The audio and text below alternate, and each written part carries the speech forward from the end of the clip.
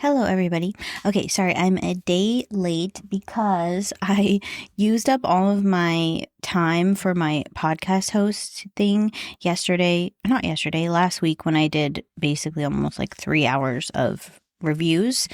Or I think it was 2 weeks ago. So I was just waiting for that reset so I didn't have to pay for basically 2 months worth of time. Okay, so this is the 100th episode, which is really wild because there's two feelings that I feel. And I think this is normal for anybody who is building something.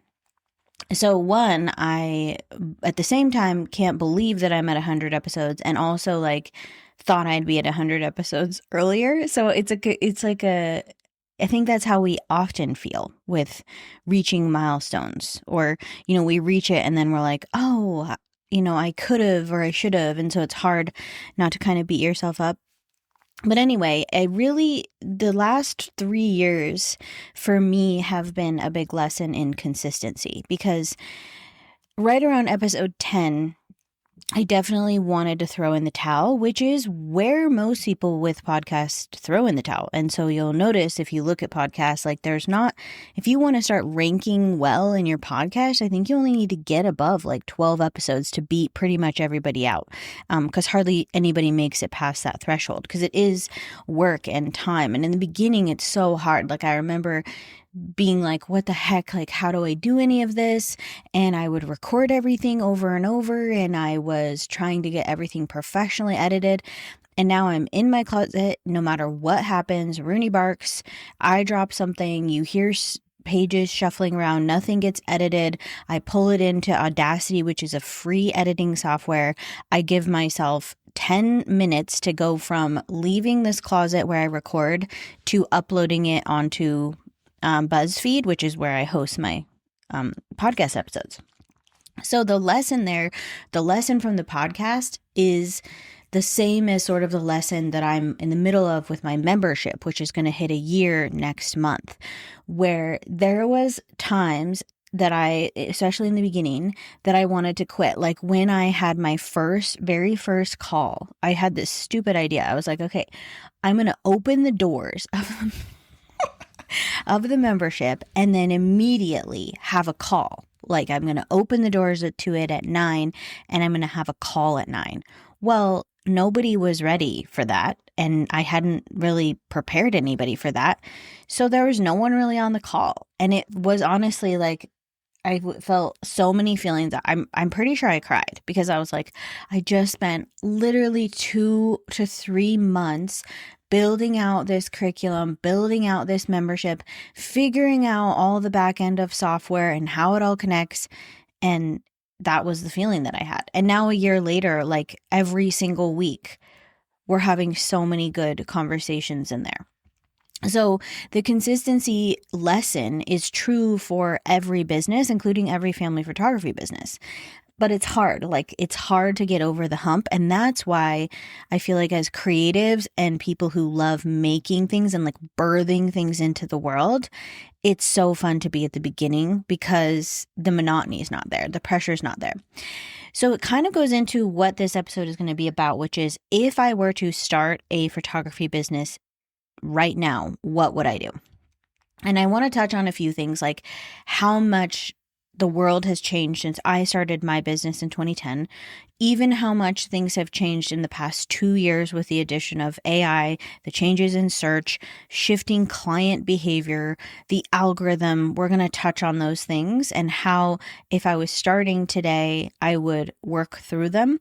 And I think no matter how long you've been in business, I hope it'll be helpful. And it's going to be, a lot of the things I talk about already, but I think framing it in this way of like, you're just starting right now, you don't have a foundation, you don't have an audience, what do you do? Okay, so the first thing I would do is, this is just a disclaimer, this is assuming that you have spent time building out your skills. So this is not that you went and bought a camera yesterday and now you're going to start a business. This is like, what you like at this point. Nobody, in my opinion, should be charging right off the bat. You should be shooting absolutely everything under the sun at every time of day with every type of person to figure out what you like. So this is assuming that you figured out what you like. So from that point of view, the very first thing I would do is choose a very clear localized niche, not family photographer. So it would be a Seattle area in-home newborn photographer, a Bainbridge Island family photographer, a studio maternity photographer, and I wouldn't say anything else, describe myself in any other way. I wouldn't try to be broad. That's something in the beginning that people think, like, the more broad I am, the more people I can serve. And really what it does is it just creates, being broad creates so much marketing work for you. And it is very, very difficult to build trust in multiple different niches in the beginning. And I say that because I'm in the middle of it now. Like just yesterday, I finally was like, okay, I need a separate Instagram for my seniors because I have so much I want to talk about with seniors, but my account is in even harder, I'm talking about Instagram. My Instagram account is even in a harder place than all of your accounts because I talk about education on there too. And I have that conversation in my head, like how nice it would be if I just talked about education on an Instagram account, but then I don't want to do that because I see so many marketing professional people who are teaching photographers who don't have a business anymore. And that's an immediate trust breaker for me. And I apologize if one of you is listening and that rubs you the wrong way. I just do not believe that you can truly empathetically understand, especially through the changes that we've gone through in the past 2 years, what it is like. Because if I had quit my business in 2023 and continued teaching marketing, on paper, it would all be fine. In reality, it is not the same. So that's just to say that, like, me as an example, talking about many niches in one place drives me up the freaking wall, and I'm constantly questioning it. And so I wouldn't put myself in that position again. So I would choose something very, very specific, and I would know that what I was going to do is build high trust around that specific niche. And then once trust is built, you can build your foundation to cover other things. But people do it the other way. They're like, I'm going to come on the market as an everything photographer. And then the trust is like incredibly hard to build, especially because in the beginning, that's when your confidence is lowest. So every time you post, you're second guessing your editing. Every time you post, you're comparing. So you put yourself in such a difficult place. The second thing I would do is I would build for search first, not social first. So the second that anybody starts a creative visual business, the first thing I feel like they think is like, okay, I need a website, obviously. Even though I know photographers who still operate without a website, they are very rare. They're going to say, I need a website and I need a social media account. And I really feel like the reason to focus on your website as your main place and the ability to get indexed by Google as quickly as possible is just because social media is rented space and it's inherently search driven anyway. So all the work that you do about defining your session types and yourself as an artist and how you present yourself on your website, when you then start a social media account, which should be done strategically, not just thrown together, you will have, from the process of building out your website and who you are and what you stand for and what you want to do and what you don't want to do, that clarity will then bleed over onto your social media. And it's way easier to do that on a website because you have to create a clear booking channel on your website, which you don't have to do on social media. You could go on Instagram and post a picture and it could go viral and you don't have a booking path. So it doesn't matter. Like, you don't have anywhere else for someone to build trust with you. So I would break it into 2 lanes from my website. So I'd be looking at my website and I'd be like, okay, if you listen to the last 3 episodes about making sure that things are clear from discovery to booking path, that's the same thing on the website. So if I was building out as a studio maternity photographer in Seattle, if that was my niche, then I would want my entire website to be focused on helping someone build trust with that niche, get everything they needed to know on that website. That's a clear path from building trust to looking at my portfolio to learning about my artist process to booking.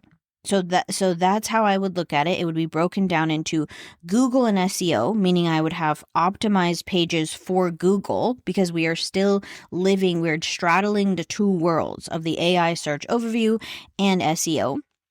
So I would be blogging. My blog post would be only focused on the real questions that families are asking. I would focus on local backlinks, any sort of partnership I could form. So if I started this business today, one of the first things I would do is I would go to other people who serve my target audience. If we're talking about a studio maternity photographer, then I would be going and introducing myself with my hand, with my physical meat hand, and I would be shaking their hand and saying, "Hi, I am so-and-so. I'm in this town. We both serve the same people. So nice to meet you. I'm going to write a blog post linking back to your store." Ignoring actual humans in your town that are serving the same people is a mistake. And I don't care how introverted you are. Like I had 2 one-on-one calls yesterday. Both of the photographers I think would fairly describe themselves as introverted. We still worked on talking about collaboration because it's that important. The second part would be the AI search. So that would be clear, structured content, a focus on authority signal. So how do you get authority when you're new? You have consistency, you have clarity, you're talking about things that are locally relevant. Because while you may be new to this niche of photography, you're not a new human to planet Earth, and you still have thoughts and you still have ideas, and you can still talk about your local area as an authority. Because you can't build a business if you're going to decide that you don't know anything. Like you have to decide that you have something to share locally. So the goal is not to just rank. It's not like, oh, I just got to get on the first page of Google. It's that you want the people who come from Google to build instant trust with you. So if you focus on being locally relevant, being locally helpful, having lots of collaborations and backlinks, and you're talking about other things in your town, and how, like if you were doing a series where on your website you plan out the last 3 weeks of pregnancy, fun things you can do in your town, all those things are going to mean more to not only the AI overview, not only Google search, but to the people who are local, who are visiting your website. They're going to build trust with you faster if you're providing them something tangible, helpful, and personal. That's way better than if I went to a site like that than as I went to a site that had a curated portfolio page and a contact me form. So, and then this person who has the curated portfolio page and the contact me form is over there putting all of their available energy into Instagram. And then any visibility they get from Instagram goes to the portfolio page in the booking form, as opposed to building the website first. Okay, so part 3 is all about what we're talking about with content. And the content doesn't have to be social media. It's anytime you talk. So it's focusing on showing the experience, answering the concerns, removing the friction. So that's like what to wear behind the scenes, what sessions feel like, how kids behave, and how you handle it. If you're a studio maternity photography person, what does that look like for timing? What does that look like for if people are feeling uncomfortable? How do you help them? All of those things. We want when people to feel not only inspired by your consistent work, because you do need a consistent portfolio as the foundation, but we want them to feel safe, because when you feel safe, think about the last time you felt safe with someone. What was the overarching feeling? Is that you trust them. That is a really good feeling. Like you let yourself feel joy. We want people to have the opportunity to feel joy and trust through the booking process. And you are the person who can facilitate that. So you are a facilitator of local joy and trust. You are not a non-local social media superstar. That is not going to help you. If you want to start a business that you are teaching other photographers how to build successful maternity businesses, then by all means, focus on social media. But locally, it's difficult. Now, here's one thing that I would also do. When it came to social media, locally, I would start on TikTok first, because TikTok has a local feed that's really good that Instagram does not have. And I just did this deep dive last night on a bunch of photographers. Well, I got onto the algorithm is so insane on TikTok still, despite whatever has happened with it, that if you look at one thing, you'll be served that thing if you keep looking at it nearly endlessly, which is annoying if you're looking at something that you don't want to look. If you can't look away from something, then you're kind of stuck in a loop. But this was basically how people have been growing their photography businesses on TikTok.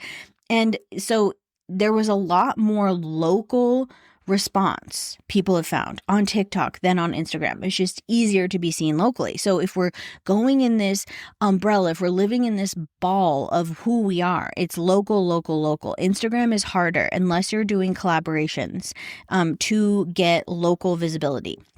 I have a helpful thing that happens to a lot of my posts, which is that I'm a member of the chamber and they will share my post to their feed, to their stories. And that helps me. But like not everybody has a core local group sharing their work. It's mostly like feature accounts or those types of things, which don't end up helping us, even though they feel good for the old little baby ego. Okay. So next thing I would do, this goes to kind of the back end structure. I would choose one simple booking path. So, of course, I'm always going to be a proponent of online booking because I truly feel like it captures the emotion that someone feels. And I just saw a post the other day on Instagram and it was this person and they were like, it was like an anti-online booking thing where they're like, I want to talk to you and I want to plan everything out. I think that there is room for that, but I think that for the most part, that's a harder path. That's what I'll say. And the business that's built that way is a slow, intentional, curated, takes on just a few sessions a month. And if that's what you want to do, that is perfectly fine. I have found that working with as many photographers as I do, most people are not doing that. They want to be a little busier than just 2 or 3 sessions a month that are completely curated. So for me, I would definitely focus on online booking, and then I would not try to be everywhere. I wouldn't try to be on every platform and show up in every place. It would be a clear path. So how are you getting visibility, right? So we're starting with website because search is so important. And then I would pick one other channel. This is talking about social media. I would pick one place to be. And from that place, it would be all about storytelling reels, consistent visibility, clear calls to action, to a strong landing page, the emphasis on language that actually gets people to move the needle, not just inspirational language, like actual, here's what I have available, here's the benefits, here's the story behind it, here's an introduction to me, all tied to this one niche. So you can see how if I was trying to be a Seattle studio maternity photographer, that I could build trust around that if my whole focus everywhere I showed up was just about getting someone onto a simple booking path. From the beginning, I would be running an ad to try to build an email list immediately. Even if it was a small audience, I would create something that is super hyper helpful and local for moms. It would have to be, because maternity is a fleeting state, meaning that people who are targeting families stay families for a long time. From age 1 to 18, you have kids in your house. So that's a long time to talk to someone on an email list.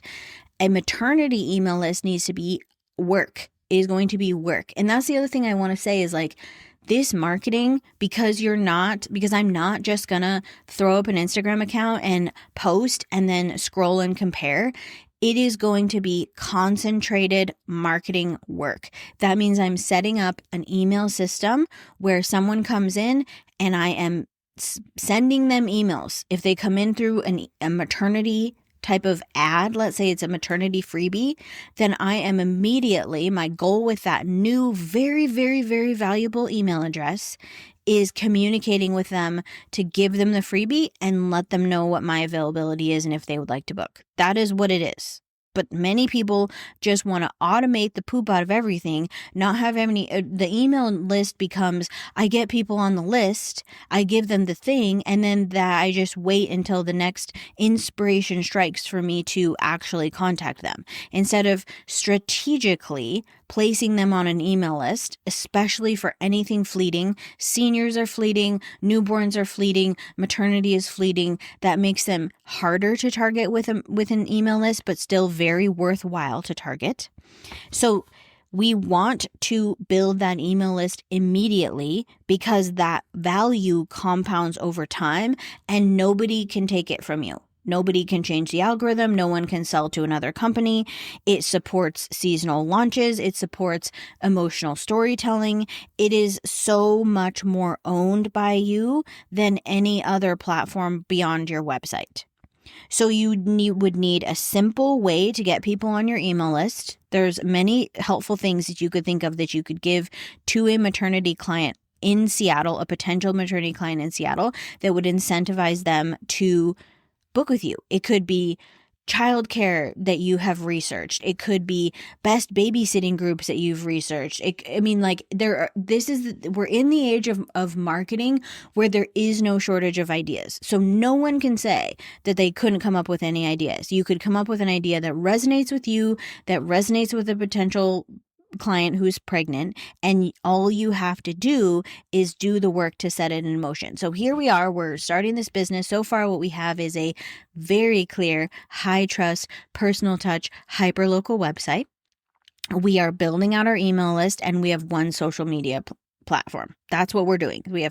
That is the full scope of our marketing. Okay, the next part is my goal for the next month. If this was my business that I had just birthed into the world, would be to become known locally. This is where people just focus on being known on social. You need to be known locally. So you want to immediately try to establish partnerships, collaborations, find out if there's other women-owned businesses in your town and start going to networking events, having coffee with people. These things are so important because if you have done the work to have a high-trust local website that is very helpful to the niche that you're serving, and you meet local people and they go to your website, it's like a circle of beautiful local trust. And that's what we want. We want people to say, oh my gosh, I just met this woman. She's starting this business, to other human beings in your town. That is so much more valuable than getting featured on one of these feature accounts that I know many of you want to be featured on. And there's nothing wrong with being featured with all of these accounts, but it feels like this chasing when if you have this limited potential of energy, you could just be forming real relationships in your town so that you are becoming known locally as this person who shoots this one thing. Now, as you feel feelings of failure, this is where you have to really get a hold of your brain, because you might not get traction right away because it's going to take time. And so what you will want to do as a creative, as a creator, you will want to create something new and try that. So you will have to lock in. I myself, if I was starting this, I would lock in per season, 6 to 8 weeks. I'm just focusing on this one marketing plan that I'm doing. I'm not changing it up. I'm not introducing new offers. I'm not redoing my logo. I'm not redoing my website. I'm not second guessing my editing. I'm just focusing every day, one step in front of the other. And if you need a marketing plan for these, let's say you're doing studio maternity and you need to figure out what your marketing plan is, again, I'm going to gently say there is no shortage of ideas or ways to generate ideas on how to market that. There isn't. What is there a shortage of is your motivation, because you're waiting to be motivated, which is very rare. Like to this day, even though I love marketing and I love a lot of things I do in my life, like working out, never is motivation showing up first. Hardly ever. Am I just like jumping up out of my chair, like a little light bulb over my head, and I'm like, let's do it. It's more like I said I was going to freaking do it. So I drag my butt to my desk and I sit down. And once I get in the flow, the motivation hits. So your job is to not is to barricade your brain away from itself of trying to sabotage you off this plan, because it feels like if you fail, your world will end. Which instead, if you fail, things are going well, because that means you're actually trying stuff. So in this launch of this new idea, if I was starting, barricading my mind from itself is going to be one of the biggest indicators of my success. Because if anybody can shut it down and make it feel dumb and decide it's not worth it, it's me. No one else has that power. Okay, the next thing I would do, speaking of not waiting for motivation, is I would focus on creating a weekly marketing rhythm that I stuck to unless I was on fire. So what does that look like? Are you emailing every single week? You're emailing X number of people who you could possibly partner with? Are you creating series? Are you writing blog posts? Are you doing model calls because you don't have enough content for what you're trying to book, and then marketing those model calls? What does it look like when you just do the work without thinking about waiting for motivation? Because the amount of times that people will tell me when I do one-on-one with them that they just haven't felt motivated to market, and that's their problem. Yes. Not that you can't market, not that you're not smart, not that you don't have good ideas. It's that you're waiting for it's like the Men in Black alien who resides in your brain to be like, I should just do this. And then suddenly you do it. No, it's mundane, hard work. It's 20 hours a week of work in the beginning. That's how I'll say it. That's what it should feel like. Marketing in the beginning, when you don't have a ton of editing to do and you don't have a ton of other back-end work and invoices to send, it should just feel like work. It's a job. It's a job in other businesses. Like, other businesses have marketing people that do the work. So you are that person for your business. Okay, so here's what I would not do. I would not rely on Instagram. I would not be waiting for referrals. I would not be doing hardly any waiting at all. I would be in full creation mode. I would be wanting to get to the point where if someone met me, I could say, I am a local maternity studio photographer, and every bit of content that I had created on my website, anywhere I posted, would just back up that passion. That it would be so clear to even someone from a different planet that is all I care about, that is all I do, that is all I want to serve. And then after I've successfully built that business out and I was getting consistent referrals, then I could branch out. I keep seeing sometimes like these things go viral on Instagram because they're like feel good ideas that I don't think actually work very well, being someone who's in the trenches of marketing with a lot of photographers, where it's like, people tell you need to do one thing, but I believe you can do everything and follow your creative heart.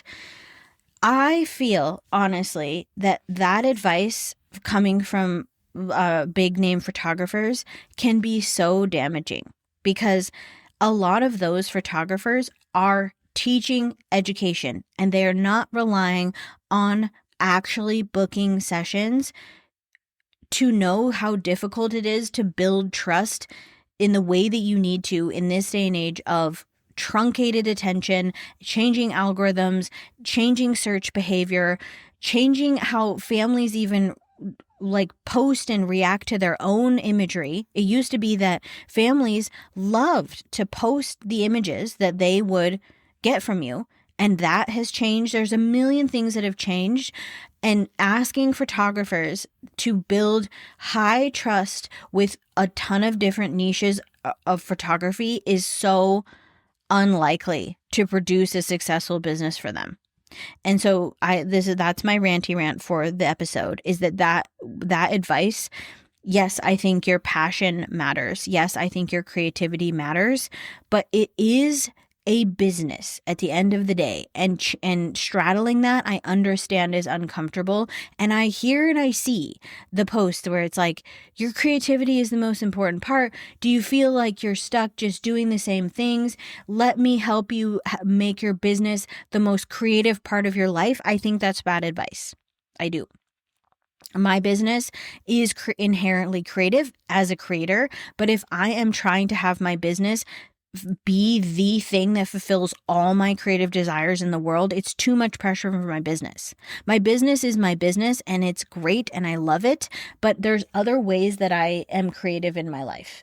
And it may be that you need to be creative somewhere else and your business just needs to be strategic right now, because your whole goal is building trust with one thing that looks the same to every person who hires you, because they want to know that what they see is what they'll get. And if you're just a creative firework of new ideas all the time, it's really hard to build trust with you if I'm just the average person. So I want you guys to just be careful if you're thinking, I need to do more, be more creative, try new things, follow new trends. That might not be the answer to more bookings in your photography business. That might be the answer to fulfilling your creative needs as a photographer. And those things aren't always going to be able to serve you at full capacity at the same time. And asking it to do that, asking your business to be the source of your creative fulfillment, is a big ask, because a busy, booked out business is boring. Oh, that was a lot of B's. It's boring. You're talking about the same things over and over. You're showcasing sessions that are very similar. That is just the nature of it. And if you're asking it to be this thing that is the most creative, that every session you do is taking you to new creative heights that you've never tried before, thinking about a potential client watching that through the window. They're going to be like, oh yeah, it's really pretty, but I don't know if that's what I want. And she's only ever done this before one time. And then picture a potential client looking through the window of a maternity studio photographer who is consistently producing similar studio results for many, many moms. The average person wants the relatable, trustworthy thing, no matter how you feel about it. They don't necessarily want to give a lot of money towards a unknown creative endeavor. And yet sometimes when I look at our industry as a whole, that's what's platformed. And like the perfect business is one that is so creative that you never know what amazing thing they're going to produce next. That is very nice for photographers as creatives to look at and be like, wow, that's so cool. And oh, she's so talented. And oh my gosh, she's so ahead of the trends. But it doesn't, I know from my personal DMs of the many, many photographers who have very, very high follower accounts, are often reposted by these feature accounts. Their sessions are known for being so creative, struggling to get clients, because the brand is hard to build trust with as a just human being who wants a session.